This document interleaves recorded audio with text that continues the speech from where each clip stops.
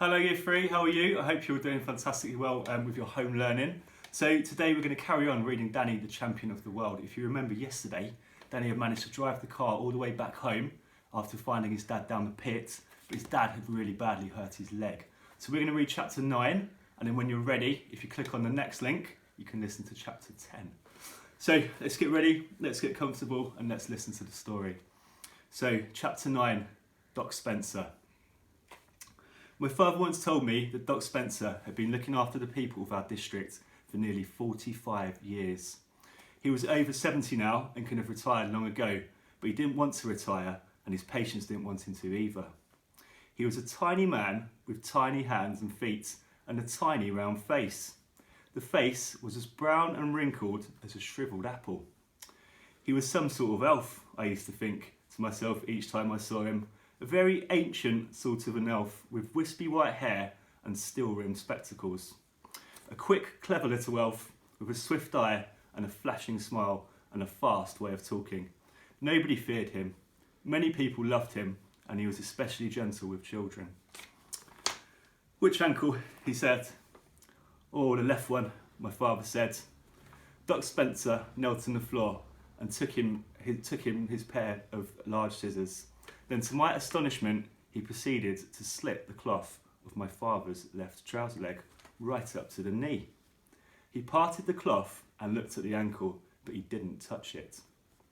I looked at it too. The foot seemed to be bent round sideways and there was a huge swelling below the ankle bone. Oh, that's a nasty one, Doc Spencer said. We'd better get you into hospital right away. May I use your phone? He called the hospital and asked for an ambulance. Then he spoke to someone else about using x-rays and doing an operation. How's the pain? Doc Spencer asked. Would you like me to give you something? No, my father said. I'll wait till I get there. As you wish, William. But how on earth did you do it? Did you fall down the steps of that crazy caravan? Not exactly, my father said. No. The doctor waited for him to go on, and so did I. And there is a picture of the elf-like Dr. Spencer with our hero Daddy. As a matter of fact, he said slowly, I was mooching around up in Hazel's wood.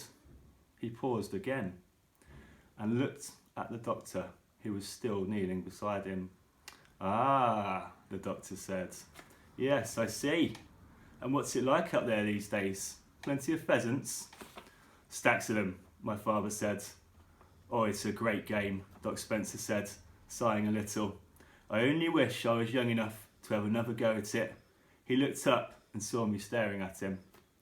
You didn't know I used to be a bit of a poacher myself, did you, Danny? No, I said, absolutely flabbergasted. Many a night, Doc Spencer went on, after evening surgery was over, I used to slip out the back door and go striding over the fields to one of my secret places. Sometimes it was pheasants and other times it was trout. Plenty of big brown trout in the stream in those days. He was kneeling on the floor beside my father. Try not to move, he said to him. Lie quite still. My father closed his tired eyes and opened them again. Which method did you use for pheasants? He asked. Oh, gin and raisins, Doc Spencer said. I used to soak the raisins in gin for a week, then scatter them in the woods. It doesn't work, my father said. Well, I know it doesn't, the doctor said, but it was enormous fun. One single pheasant, my father said, has to eat at least 16 gin-soaked raisins before he gets tiddly enough for you to catch him. My own dad proved that with his roosters. I believe you, said Doctor. That's why I never caught any. But I was hot stuff with trout. Do you know how to catch a trout, Danny, without using a rod and a line? No, I said. How? You tickle him. You tickle him? Yep, the doctor said. Trout, you see, like to lie close to the riverbank, so you go creeping along the bank until you see a big one. And you come up behind him and you lie down on your tummy and then slowly, very slowly, you lower your hand into the water behind him and you slide it underneath him and you begin to stroke his belly up and down with the tip of your finger. And there Here's the naughty doctor tickling the fish, getting ready to pinch it.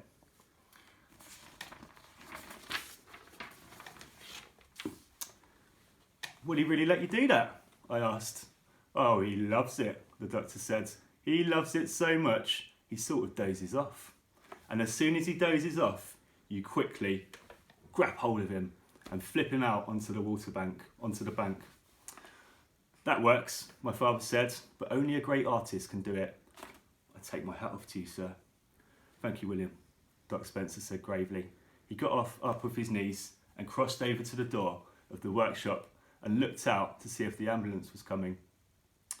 By the way, he said over his shoulder, what happened up there in the woods? Did you step in a rabbit hole? It was slightly bigger than a rabbit hole, my father said. What do you mean? My father began to describe how he had fallen into the enormous pit. Doc Spencer spun round and stared down at my father. I don't believe it, he cried. It's perfectly true. Ask Danny. It was deep, I said, horribly deep. But great heavens alive, the little doctor shouted, jumping up and down with fury. He can't do that. Victor Hazel can't go digging tiger traps in his woods for human beings.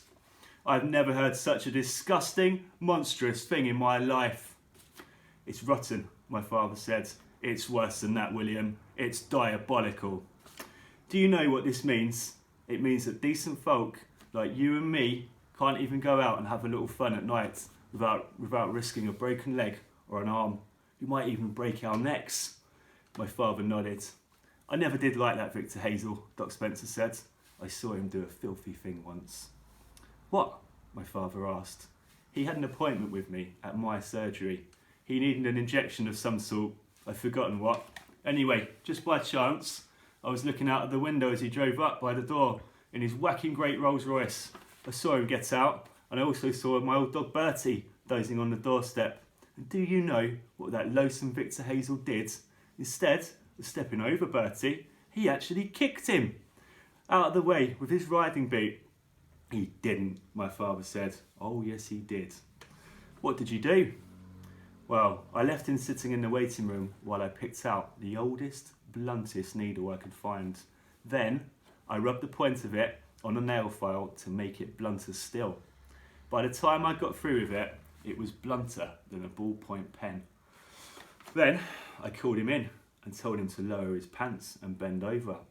And when I rammed that needle into his fleshy backside, he screamed like a stuck pig. Oi, my father said. Oh, he's never been back since, Doc Spencer said, for which I am truly thankful. Ah, here's the ambulance. The ambulance drew up near the workshop door and two men in uniform got out. Bring me a leg sprint, the doctor said. One of the men fetched a sort of thin wooden plank from the ambulance.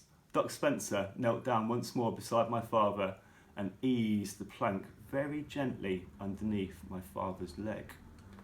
Then he grabbed the leg firmly to the plank. The ambulance men brought in a stretcher and placed it on the ground. My father got onto it by himself. I was still sitting on my chair. Doc Spencer came over to me and put a hand on my shoulder. I think you'd better come home with me, young man, he said.